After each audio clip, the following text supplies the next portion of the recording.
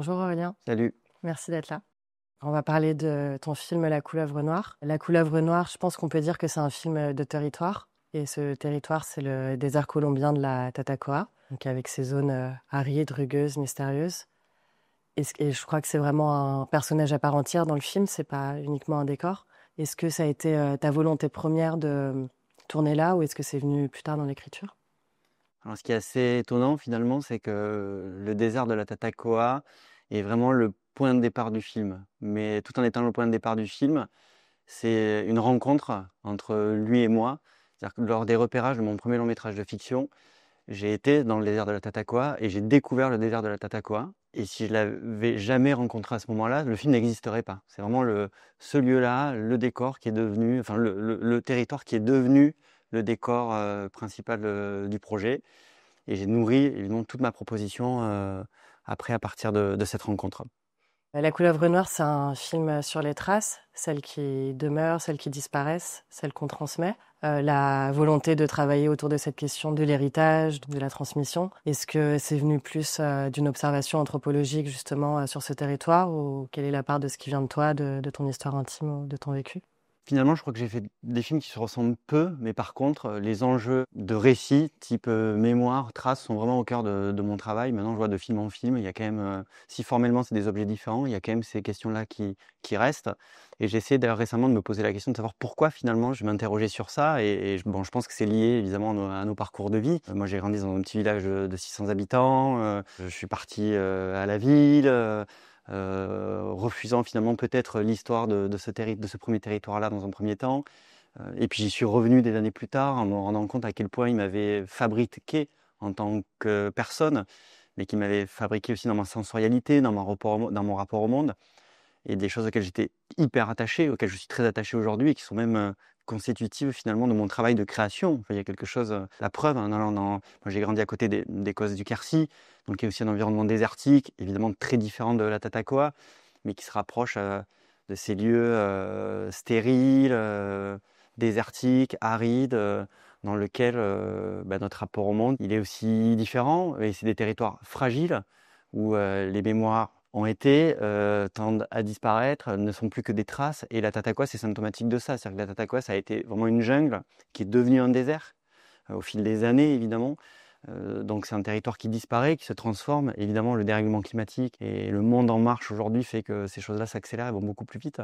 Et quand j'ai découvert le lieu, j'ai vraiment ressenti une espèce d'étrange vibration qui était liée à l'histoire de ce lieu-là. Et j'ai eu envie de la raconter, en fait. J'ai eu envie de continuer finalement à interroger nos parcours de vie, comment nous qui vivons là, ou les générations derrière nous, elles ont appréhendé ces territoires-là, comment elles les transmettent, comment elles les défendent en fait, et à quel point, malgré finalement la rudesse du lieu, on peut y trouver aussi un intérêt de vie. Et effectivement, on est plutôt habitué à ce que les histoires qui tournent autour de la transmission passent par des récits, par beaucoup d'oralité. Là, c'est un film où il y a une rareté des mots et de la parole, mais qui est extrêmement incarnée. Et justement, à travers cette errance des deux protagonistes principaux, donc Siro et son père, et avec vraiment une attention dans la manière de filmer les corps et avec des très beaux plans sur les visages des protagonistes. Est-ce que tu peux nous parler un peu de comment tu as pensé cette manière de filmer les corps dans l'espace? Ah, c'était un endroit important pour moi dans la création du projet, c'est-à-dire que moi finalement en tant que spectateur, j'ai tendance à préférer ressentir que comprendre quand je suis au cinéma. Mais quand je dis ça, ça ne veut pas du tout dire que j'ai pas envie qu'il y ait de récits ou d'histoires. Évidemment, elles sont importantes et capitales. Mais par contre, j'ai besoin que la salle de cinéma, elle m'offre une expérience de spectateur, une expérience de sensorialité. Et j'ai construit le film comme ça parce que ce territoire, en fait, il est empli de sensations et de vibrations. Et j'avais envie de penser ma mise en scène à travers ça. C'est-à-dire que le scénario était un peu plus bavard, par exemple, que ce qu'est le film aujourd'hui. Et je me suis dit, je vais utiliser les corps des gens qui vivent là-bas, plus pour raconter évidemment ce que j'essaie de transmettre, que les mots, que la parole. Donc on a beaucoup asséché, et pendant le scénario, et pendant le tournage, et pendant le montage. Et j'ai essayé de... Finalement, c'est un film qui s'est beaucoup écrit, qui s'est beaucoup réécrit en tournage, et qui s'est beaucoup réécrit en montage, dans cette idée... toujours la même, de se dire, on va essayer d'utiliser le regard, les postures entre les personnages pour exprimer finalement les aigreurs, les sensations, les troubles, les joies, les peines. Donc j'ai vraiment construit finalement cette espèce d'opposition entre Siro et son père dans le film, à travers cette idée-là, même leur déplacement, c'est-à-dire le déplacement, il résonne avec celui du serpent finalement, il se déplace, c'est jamais des trajets linéaires, c'est même la caméra finalement, elle accompagne aussi, elle est presque l'incarnation de la mémoire du serpent.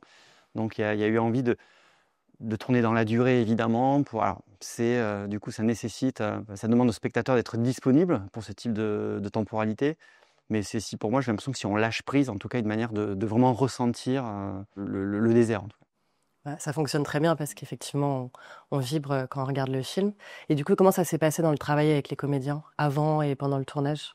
Alors les comédiens, le casting a été très long. En plus, comme c'est une histoire de famille, c'est-à-dire que le choix d'un comédien allait avoir une incidence sur la fabrication de la famille. Évidemment, Siro, donc le héros du film, est d'abord le personnage que j'ai cherché parce que c'est son choix qui allait donc avoir un écho avec les autres personnages du film. J'ai vu beaucoup de jeunes Colombiens, j'ai vu des professionnels, puis des non-professionnels. Il y a un casting sauvage qui a été fait. Pour être honnête, je ne sais pas vraiment ce que je cherchais. En tout cas, j'avais envie d'être troublé par le personnage que j'allais rencontrer, enfin l'homme que j'allais rencontrer. Et quand je dis troublé, c'est plus que j'avais envie un jour faire une rencontre et de me dire, voilà, je sens que c'est Siro pour des raisons qui vont presque me sauter au visage, que je n'attends pas de manière évidente. Et j'avais pas envie d'avoir un archétype de profil, d'autant plus dans des territoires comme cela, ou dans un pays comme la Colombie où il y a un métissage hyper grand. Et quand j'ai rencontré Alexis, il y a une mélancolie naturelle un peu dans ses yeux, j'ai trouvé ça assez beau. Il a une manière de se déplacer aussi, là, un corps un peu lourd, dont je me disais, mais c'est Siro, il y a quelque chose. Et j'ai rencontré très tôt. Et comme il était non professionnel, j'avais toujours un peu dans un coin de ma tête, mais je continuais à voir des gens parce que aussi, comme le film n'était pas tourné dans ma langue, il y avait cette appréhension de se dire, mais est-ce qu'on va arriver à communiquer? Et en plus, il n'est pas comédien, donc est-ce que ça va fonctionner? Et puis en fait, je faisais que par élimination. Il était tout le temps là, je l'ai beaucoup vu. Il y a eu une très longue prépa du film. On se voyait tous les jours, on répétait tous les jours pour savoir si lui avait aussi cette capacité à un moment à pouvoir endosser le rôle d'un comédien. Et donc, tu parlais de la couleuvre, qui est un autre personnage du film à travers la légende. Est-ce que c'est une légende fictive? Est-ce que c'est une légende justement de ce territoire? Et comment vous avez travaillé à l'image cette sensorialité aussi de la couleuvre et du serpent? Alors, j'ai découvert en allant dans le désert de la Tatacoa que Tatacoa, ça voulait dire couleuvre noire. Donc, j'ai essayé de comprendre en fait quelle était l'histoire des serpents avec le désert. Malheureusement, il n'y a plus de serpents, il n'y a plus de couleuvre noire dans la Tatacoa. Donc, ça raconte aussi cet état du monde en marche, cette destruction de ce type de territoire, dont la nécessité de se rappeler qui a été et qui a vécu. Donc, du coup, naturellement, finalement, je me suis dit, mais je vais, d'une certaine manière, essayer de recréer l'âme du désert, parce que le désert, c'est vraiment un personnage en part entière du film, c'est pas un décor. Hein, je rebondis un peu sur la première question. C'est un personnage qui respire, qui vit, qui a sa propre énergie, etc. Donc Siro, son père et les serpents, ils vivent avec ce territoire. C'est une communauté qui vit ensemble en fait, à laquelle le territoire appartient. Et donc la couleuvre, je l'ai ramenée comme mémoire, comme gardien finalement du désert. Et on a travaillé donc avec des vrais serpents qu'on a ramenés dans le désert. Il y a des vrais serpents dans le film, évidemment, qu'on a essayé de diriger, ce qui n'est pas simple avec des animaux. Et la couleuvre plus singulière qu'il y a un moment dans le film, évidemment, c'est un travail qui a été fait. Alors, pour moi, il y a toujours eu ce désir de jouer entre le réalisme et l'onirisme, et de trouver la bonne matière, d'incarner et de créer cette couleuvre pour qu'il y ait une interaction entre elle et les personnages du film, parce qu'elle va les aider à accomplir quelque chose, elle va les aider à avancer, en tout cas, dans leur destin, d'une certaine manière.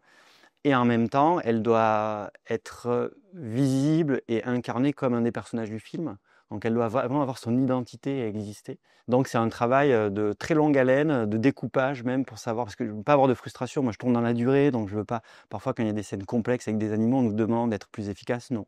Donc c'est beaucoup de rush pour très peu, mais c'est un temps qu'il faut prendre et qui est hyper nécessaire quand les scènes elles sont importantes. Effectivement, toute cette dimension onirique et très sensorielle, elle passe par l'image, mais elle passe aussi énormément par le travail du son. Est-ce que tu peux nous dire quelques mots sur la manière dont tu as travaillé toute cette atmosphère sonore et comment ça s'est allié au travail sur la musique aussi? Moi, dans mon cinéma, c'est vrai que j'aime bien dire que je veux perturber le réel. J'essaie d'être dans un cinéma naturaliste, donc que ça soit à l'image ou au son, de travailler vraiment des textures qui sont celles du désert, de surtout construire le film avec finalement les sonorités du lieu, mais comme j'ai voulu personnifier le désert. Il a fallu lui créer son identité sonore à partir de ce qu'il m'a offert, mais de marquer un peu plus finalement les craquements du sol, les vibrations de l'air dans les canyons. Donc, il y a eu tout ce travail qu'on a construit avec le monteur son et le mixeur pour amener de la sensorialité, pour que cette sensorialité, elle personnifie le lieu et pour qu'elle participe aussi évidemment au voyage. Il y a quand même quelque chose de cette idée-là aussi dans le film, de nous plonger dans un environnement visuel et sonore qu'on connaît peu ou pas pour certains d'entre nous. Donc avec les Tindersticks avec qui j'ai travaillé pour la musique du film, on s'est vraiment interrogé sur la place de la musique. C'est-à-dire on a essayé de résister sur les évidences. Parfois on se dit bah, tiens là il faut de la musique, mais nous on s'est plutôt dit tiens bah, là il en faut, du coup on va pas en mettre. Et on va essayer de la mettre ailleurs parce que cette musique, elle devait m'aider à ramener du contraste, elle devait m'aider à ramener de la rugosité, elle devait m'aider à fragiliser finalement parfois le déplacement de mes personnages, de la proté. Enfin, il y avait tout ce travail-là qui était construit dans une manière de réfléchir à la musique. Il y avait aussi le danger quand on est français, quand on fait un film dans un autre pays, de ne pas tomber dans l'exotisme musical qui viendrait caricaturer un état, une humeur là-bas. Donc ça, on a aussi beaucoup résisté contre ça. L'idée, c'était de ne pas créer, de ne pas souligner un état émotionnel avec la musique, mais plutôt, encore une fois, de renforcer des contrastes. Et avec les Tindersticks et Stuart, c'est assez passionnant parce que voilà, on fait des allers-retours, c'est un vrai dialogue pour justement continuer à renforcer la sensorialité globale de la proposition. Et on voit que le partage et le travail collectif marchent. Exactement, ouais. Et c'est précieux dans les films. Merci pour ce très beau film. Merci. Merci pour cet entretien. Et merci à l'Acide. Merci beaucoup à tous.